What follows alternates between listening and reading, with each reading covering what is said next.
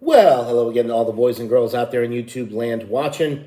Georgia Beer Reviews back at you today with another one. What I'm looking at is a beer from Kettlehead Brewing Company out of Tilton, New Hampshire. This is Hopomania. So I noticed on the labels of Kettlehead beers that I've had recently, it says brewed and packaged at Kettlehead Brewing Company, LLC, Franklin, New Hampshire. So I went to their website and they still have the Tilton, New Hampshire location, 407 West Main Street, Tilton, New Hampshire.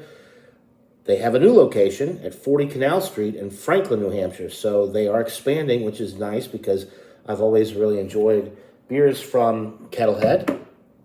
It seems like most of the beers that I've been seeing lately, it says Franklin, New Hampshire. So maybe most of the, I guess, the beers that I get in my area are distributed from that brewery. Anyway, Hopomania, 7.8% alcohol by volume. This can is courtesy of Mr. Bumpy Road Brews. Thank you so much to him. Link to his channel in the description below. Please go check him out if you haven't already.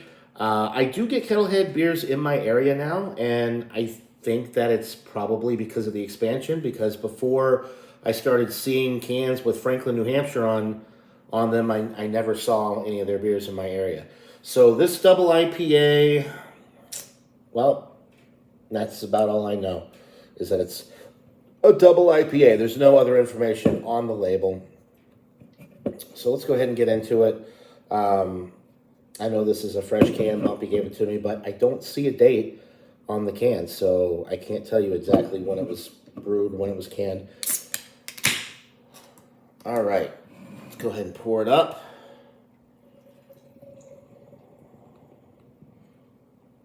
I'm already getting nice citrus and tropical fruit aromas just from the pour there.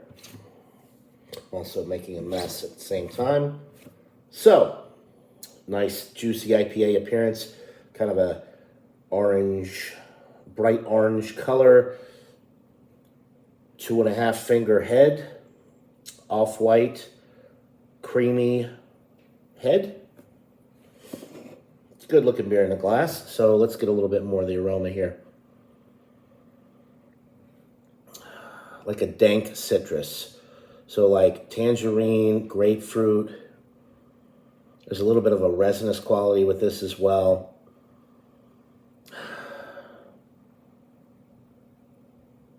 Maybe like some overly ripe mango.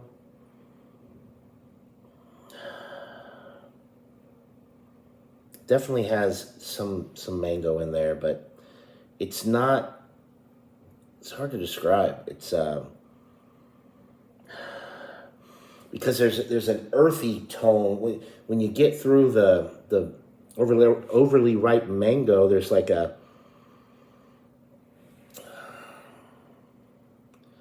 a spice kick to it almost. A little bit of wheat malt. It smells good. It's different. It's definitely different.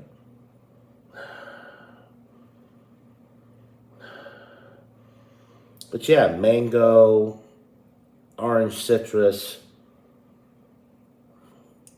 touch of grapefruit.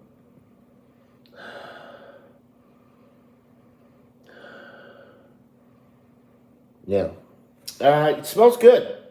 The overly ripe mango is a little strange with that spice kick to it that I'm also getting. I don't know if that's coming from the hops, the malt. It's a little different. It smells good, but it smells a lot different than some of the other juicy IPAs that I've had recently. So let's just go ahead and get right into it. Cheers.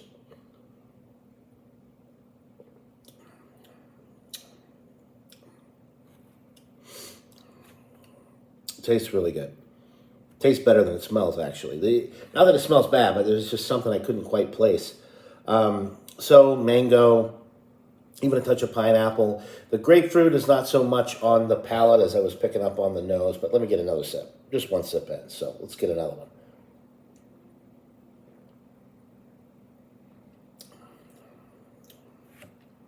It's really almost champagne-like. It's very effervescent, tiny bubbles, and really prickly carbonation with this, which is nice. Getting like the, tangerine citrus, getting the mango, but it's not as overly ripe as I thought it would be based off of what I was getting from the aroma. Nice wheat bready malt in the middle of the sip. A little bit of a dankness to this one, kind of. Not westy, not like, pine, resinous, but just a little dank. Like, it's kind of hard to explain. This one's, there's definitely something about this one I can't quite place.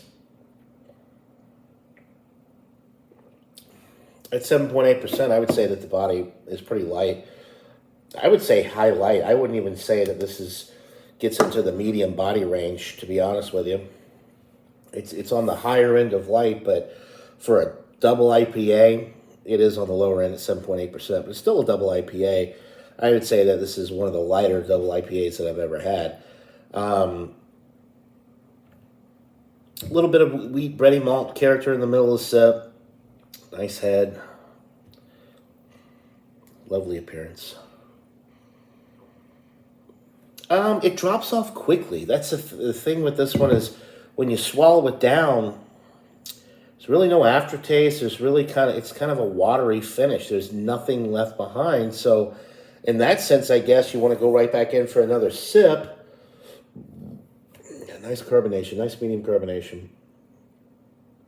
But I don't know. I wish there was a little bit more substance to this one. Maybe a little bit more something, whether it's tropical fruit or citrus, something that I can kind of place a little bit more, because this one's pretty generic. It's kind of all over the place, too. It's got the little bit of dankness. You got the grapefruit citrus. You got the orange citrus. And you got the weird, overly ripe mango aroma that doesn't translate to the palate. And then the finish is kind of watery. It's all over the place. It's enjoyable. It's juicy for sure.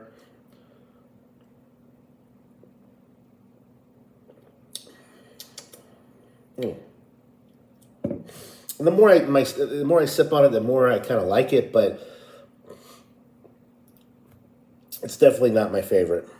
I've had, I had this one earlier, the Modest Man Mega Mad Villainy Edition. That was much better than this. This one's got a lot of nice juicy flavor. It's really enjoyable, but I gotta go 92 out of 100. This one's an A-, almost a solid A, but just doesn't quite get there for me. I wish there was a little bit more substance to it, a little bit more discernible fruit flavor. That weird kind of like spicy thing on the aroma threw me off, and then the palate didn't translate at all from what I was getting on the aroma. Anyway, I've blabbed on long enough. So yeah, 92 out of 100 and A-. It is excellent, but just so. It's definitely worth a shot, especially if you're new to juicy IPAs. If this is the first juicy IPA that you drink, you'll probably love it. But somebody like me who keeps drinking these over and over and trying a lot of different ones from really amazing craft breweries, you kind of get, I don't know, your expectations, I guess, kind of get, a little bit higher with these types of beers, and this one just falls a little bit short for me personally, but it's not a bad beer in the least. Like I said, 92 out of 100. It is excellent. So Kettlehead Brewing Company out of New Hampshire, Tilton and Franklin, New Hampshire. The Hopomania, definitely worth a try. Buy it, try it. Let me know what you think in the comments below. That'll do it for this beer review, guys. Thanks again to Bumpy Road Brews. Link to his channel in the description below, and we'll see you right here on the next one. Until then, cheers, everybody.